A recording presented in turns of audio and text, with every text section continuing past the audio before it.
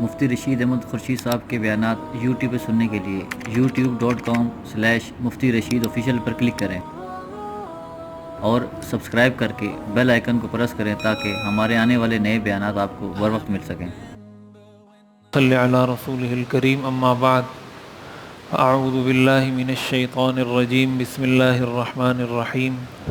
یا ایہا الذین آمنوا کتب علیکم الصیام کما کتب علی الذین من قبلکم لعلکم تتقون۔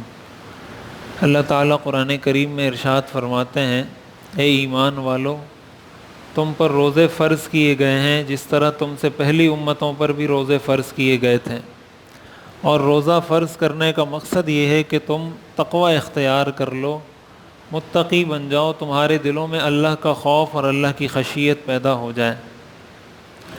اسلام کے 5 بنیادی ارکان ہیں، 5 بنیادی ستون ہیں جن پر اسلام کی عمارت کھڑی ہوتی ہے۔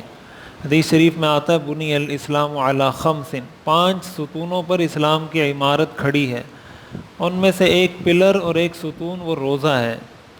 اب ظاہر حدیث شریف میں جو 5 چیزوں کو اسلام کا ستون قرار دیا گیا ہے، اس کا مقصد یہ ہے کہ ان میں سے اگر ایک چیز بھی کسی انسان کی زندگی میں مسنگ ہے، موجود نہیں ہے، تو یہ اس کے لیے بہت خطرناک ہے۔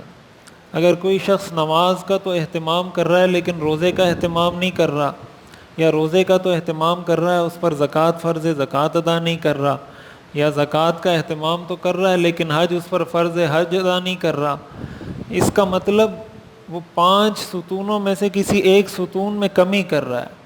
اور اس کو ستون قرار دینے کا مقصد یہ ہے کہ اگر کسی ایک چیز پر تکیہ کر کے دوسرے کو چھوڑ دیا کہ چلو میں نمازیں بہت پڑھ رہا ہوں، یا صدقات بہت دے رہا ہوں، یا خرچ بہت کر رہا ہوں، لہٰذا نماز نہ بھی پڑھوں تو مسئلہ نہیں، روزہ نہ بھی رکھوں تو مسئلہ نہیں، تو یہ اس کی بہت بڑی غفلت ہوگی اور غلط فہمی ہوگی۔ یہ 5 کی 5 چیزیں اسلام میں بالکل فرض عین اور لازم ہیں۔ احادیث کے اندر خود قرآن کریم کی اس آیت میں اللہ تعالیٰ نے فرمایا کہ یہ فرض ہے۔ احادیث کے اندر حضور علیہ الصلاۃ والسلام نے اس کی فرضیت اور اس کی اہمیت بتائی ہے، اور یہ اللہ تعالیٰ کا بہت بڑا احسان ہے، کرم ہے، فضل ہے کہ اللہ تعالیٰ نے ہمیں یہ مقدس مہینہ عطا فرمایا ہے۔ بہت سارے لوگ جو دنیا میں پچھلے رمضان میں موجود تھے، اس رمضان میں وہ موجود نہیں ہیں۔ اگر ان کو یہ پتہ چل جائے کہ میں دنیا کی ساری دولت دے کر رمضان کا ایک دن حاصل کر سکتا ہوں، تو قرآن اور حدیث سے ہمیں یہ پتہ چلتا ہے کہ وہ ساری دنیا کی دولت کو داؤ پہ لگا دیں گے اور کہیں گے کہ ایک نیکی کا موقع دے دیں۔ تو اگر اللہ تعالیٰ نے ہمیں یہ موقع عطا کیا ہے رمضان کا، جس میں اللہ تعالیٰ اتنے اپنے خزانوں کو کھول دیتے ہیں مغفرت کے، رحمت کے، تو ہمیں اس سے فائدہ اٹھانا چاہیے۔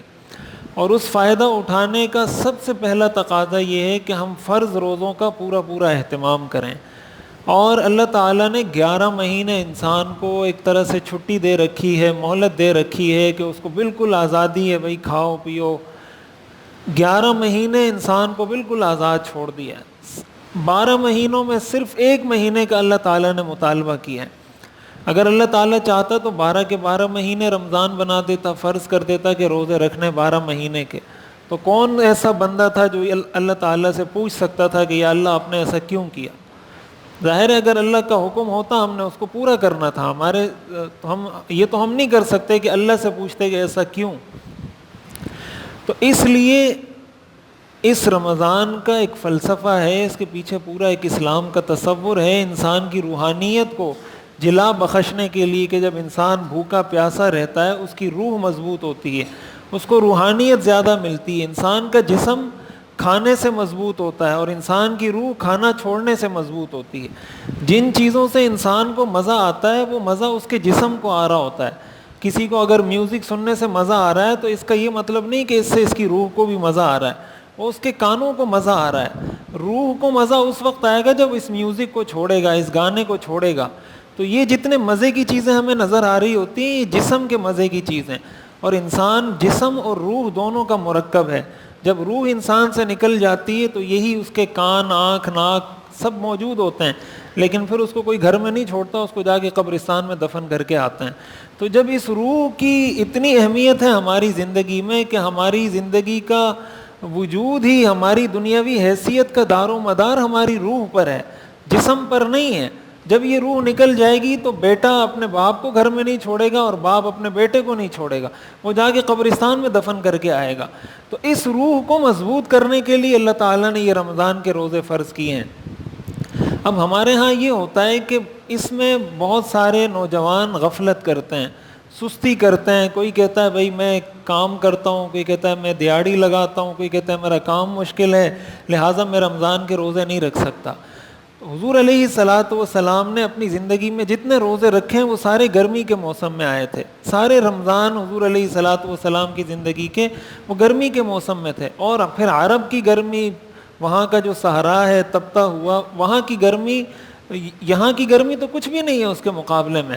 اور پھر ان کے پاس عیش و عشرت کے، رہنے سہنے کے یہ اسباب بھی مہیا نہیں تھے کہ ہمارے پاس پنکھے لگے ہوئے ہیں، گھروں میں اے سی لگے ہوئے ہیں، بجلی کی سہولت ہے، نہ جانے کیا کیا سہولیات اللہ تعالیٰ نے ہمیں دے رکھی ہیں۔ ان ساری سہولیات کے باوجود بھی اگر ہم اس چیز کا رونا روئیں تو اگر تھوڑی سی مشقت اس میں نہ ہوتی تو پھر امتحان کس چیز کا تھا؟ پھر تو سارے ہی رکھتے۔ ظاہر امتحان ہے، اس میں مشقت ہے، تبھی امتحان ہے کہ پتہ چلے کون اللہ کے لیے مشقت برداشت کرتا ہے، کون نہیں کرتا۔ لہٰذا بات بات پر بغیر کسی ایسے عذر کے جس کو شریعت عذر سمجھتی ہے رمضان کے روزوں کو چھوڑنا، اس میں سستی کرنا، یہ کبیرہ گناہ ہے۔ حدیث شریف میں آتا ہے کوئی شخص اگر رمضان کا ایک روزہ چھوڑ دیتا ہے اس کے کفارے میں ساری زندگی بھی روزے رکھتا رہے اس کا کفارہ ادا نہیں ہوگا۔ اتنا بڑا گناہ ہے کہ ساری زندگی روزے رکھنے سے ایک روزے کا کفارہ ادا نہیں ہوتا۔ لہٰذا اب ہمارے ہاں کوئی کہتا ہے بھئی میرا امتحان ہے لہٰذا امتحان کی تیاری کر رہا ہوں تو میں روزہ نہیں رکھ سکتا۔ معمولی کسی کے سر میں درد ہو رہا ہے تو وہ کہہ رہا ہے میں روزہ نہیں رکھ سکتا۔ ان چیزوں کو شریعت عذر نہیں مانتی۔ شریعت نے اجازت دی ہے ایسے مریض کو کہ اگر وہ روزہ رکھے تو اس روزہ رکھنے سے اس کے مرض بڑھنے کا خطرہ ہو، اس کو ایک ماہر مسلمان ڈاکٹر یہ بات بتائے کہ تمہارے لیے روزہ نقصان دہ ہے، اگر تم روزہ رکھو گے اس سے یا تو تمہارا مرض شدید ہو جائے گا، بڑھ جائے گا، اور یا اس سے تمہاری جان کو خطرہ ہے یا تمہارے جسم کا کوئی عضو اس سے ضائع ہو سکتا ہے۔ اگر کوئی ماہر مسلمان ڈاکٹر اس کو یہ سجیسٹ کرتا ہے، ریکمینڈ کرتا ہے کہ بھئی آپ روزہ نہیں رکھ سکتے، شریعت اس کو اجازت دیتی ہے کہ وہ روزہ فی الحال چھوڑ دے، جب اس کو صحت ملے تو بعد میں اس کی قضا کر لے۔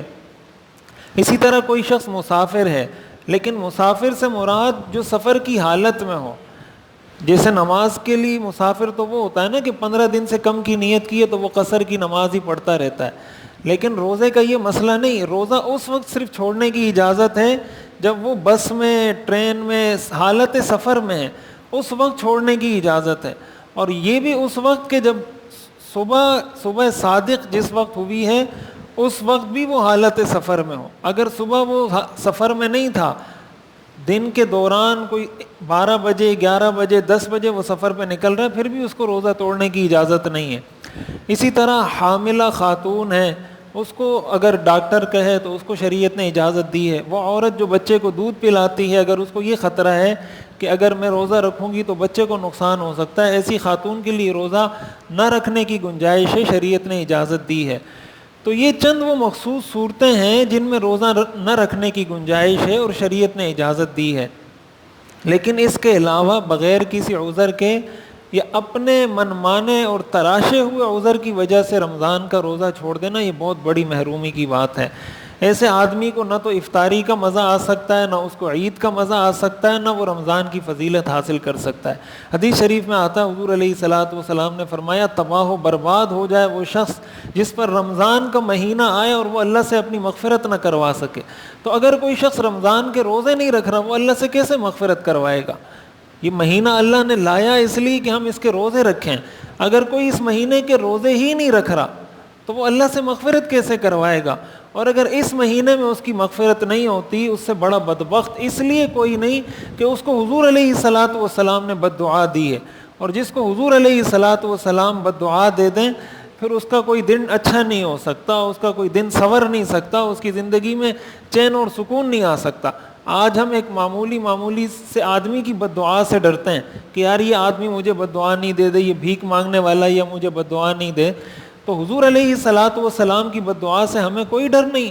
حضرت جبریل علیہ السلام نے دعا مانگی، حضور علیہ الصلوۃ والسلام نے اس پہ آمین کہا کہ ایسا شخص تباہ و برباد ہو جائے۔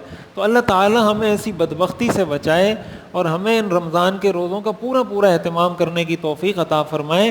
اپنے بچوں کو کوشش کریں، وہ بچے جن کو آپ سمجھتے ہیں کہ یہ کوئی ایک روزہ رکھ سکتا ہے مہینے میں یا 2 روزے رکھ سکتا ہے، اس کی ایسی حوصلہ افزائی کریں، اس کو ایسا ماحول فراہم کریں۔ اگر وہ بچہ ہے اس پہ فرض نہیں بھی ہے لیکن آپ سمجھتے ہیں کہ یہ رکھ سکتا ہے روزے، ایک تو یہ ہے کہ بچہ کمزور ہے نہیں رکھ سکتا، نہ رکھوائیں اسے، شریعت نے فرض نہیں کیا تو کوئی بھی اس پہ فرض نہیں کر سکتا۔